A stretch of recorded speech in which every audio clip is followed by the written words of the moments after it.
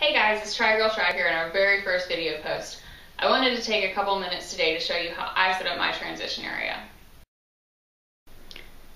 Great, so the first thing we're going to talk about is racking your bike. That's probably the first thing you'll do when you get to the transition area. Now, I don't have the regular metal bars that they have set up as racks for the bike, so I just have my bike on my trainer right now.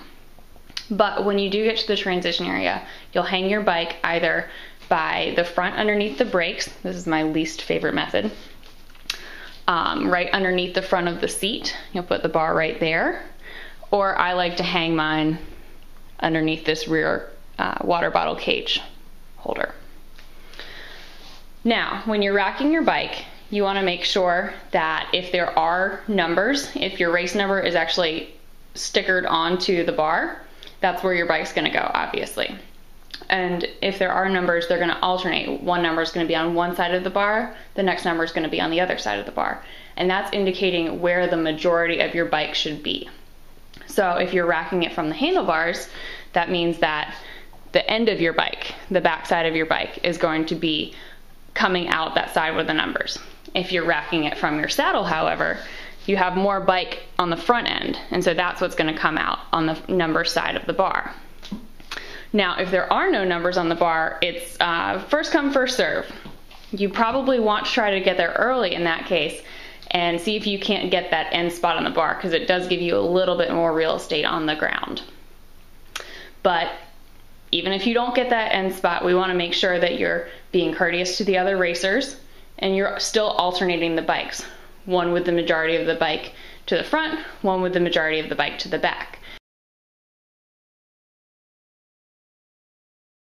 One other tip for racking your bike, obviously you want to make sure that your tires are inflated before you rack it, unless you are racking your bike the day before the race. In many Ironman and longer distance triathlon events, you actually have to bring your bike to the transition area the day before the race. And in this case, it's staying overnight, the temperature is increasing and decreasing, and that can cause your tubes to pop. So you want to give them a little extra space, let a little bit of air out, and then you should be good to reinflate them in the morning. Alright guys, now that your bike is racked, it's time to claim your space on the ground. Bring a towel with you on race morning and try to fold it into quarters. Maybe give yourself a couple extra inches so it's a little bit wider, and set that on the ground beside your front tire.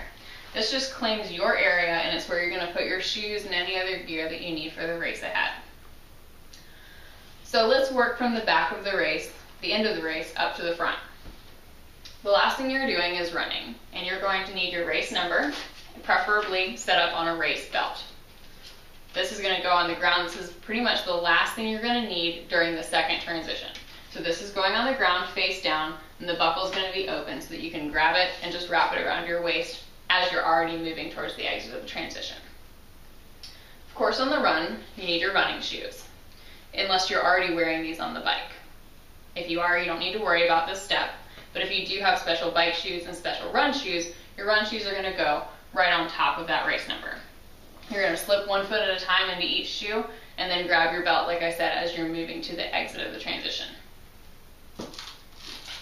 Moving up, the previous leg of the race was the bike. So you're going to need your bike shoes. If you've got special bike shoes, those are going to go on the front of the towel. This is the first place you're going to come to when you get out of the swim. Make sure that you've got the Velcro open so you can slip your feet right into it as soon as you get done with the swim.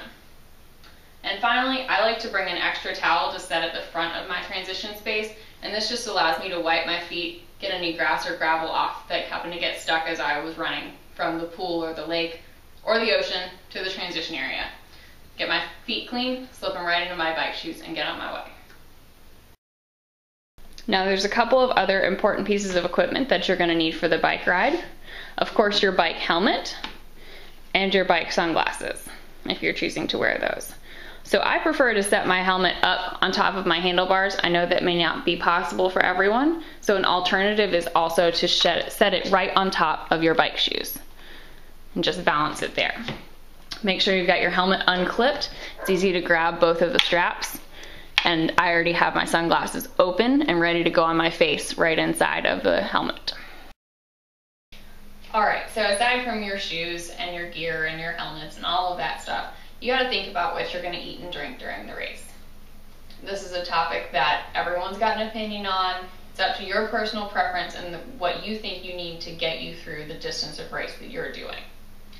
But regardless, it's going to be during the race and you're going to have to set it up in transition. Most of your nutrition intake, regardless of the race, is going to take place on the bike. So make sure you've got a water bottle either on the front. I like some Gatorade and water in mine. I've got some cages on the back I can put bottles in, or underneath. For a longer race, I might want some gels or a Clif Bar or something of that nature. I'll stash that in a saddlebag or even leave it on the ground to pick up right before I head off for the run. And speaking of things on the ground, nutrition specifically, you may want to put a water bottle on the ground. It's a great way to get a couple of extra sips of hydration in between different legs of the race. Just keep in mind that the transition area is open to all the athletes. They're all moving their bikes in and out, putting their shoes on, taking their helmets off, all of that, and your water bottle is likely to get knocked over. So try to just keep it out of the way and try to keep it to a place where if it does get knocked over, it's not going to roll too far away from you. Now just a couple other housekeeping notes about the transition area. Obviously you had to get all of your gear here somehow. I usually bring mine in a book bag, take it out, set it up, all of that. Then the book bag's got to go somewhere. It really shouldn't stay in the transition area unless it absolutely has to. If you need to leave it there, try to find a place that's out of the way, both your way and everyone else's way. And that's going to be okay. It's just not the best solution. Try to either have enough time to bring it back to your car after you set everything up, or have somebody to hand it off to. For those of us not using book bags, I know many of you are fans of the bucket. And this is my public service announcement today to tell you that I'm not a fan of the bucket. A lot of people like to bring these because they can flip them over, sit down on top to put their shoes on, but really guys, you can sit on the ground. You can stand on one leg to put your shoes on. Because look at how big this thing is. Imagine if everyone brought a bucket into the transition area, how crowded that would be. So again, this is my public service announcement. No buckets in the transition area. Alright, so quick recap of everything we've gone over today. First, you're going to show up at the triathlon on race morning and you're going to rack your bike. You're going to get your bike on the bar, leaving the majority of your bike on the side where your race number is, or working with the other athletes to alternate the bikes if there's no numbers on the bar. You're going to define your space on the ground with a towel, set out your race belt and race number for the run with your run shoes on top of that. You're going to put out your bike shoes with the Velcro open ready to slip your feet into, and maybe an extra towel on the ground to wipe your feet. You've got your helmet ready to go, either on top of your handlebars or down on top of your bike shoes, with any sunglasses you might want to wear, open and ready on the inside.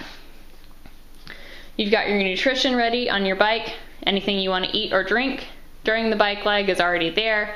Anything you're going to eat or drink before the run leg is down on the ground. And any water bottles on the ground are going to try to be out of the way, both of yourself and everyone else. You'll also want to make sure you've got your numbers. Other than your run number, you're going to have a number that goes on the front of your helmet and a number that goes on the top bar of your bike. You'll have those placed on before the race starts. Once all this is set up, you'll take your bag and you'll get it out of the way or hand it to a family member or a friend who's there to watch. And of course, you're going to leave your bucket at home. So that's it from Try Girl Try. This is how we set up our transition area.